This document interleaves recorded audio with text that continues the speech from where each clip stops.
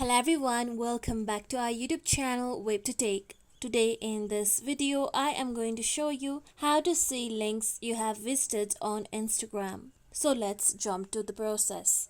First, open your Instagram application on your mobile phone. Make sure that you are logged into your account. Now here, tap on your profile present at the bottom right corner. Then tap on the three lines, that is menu, on the top right corner. After this, you can see your activity option. Tap on it. Now here, scroll down, then tap on link history option.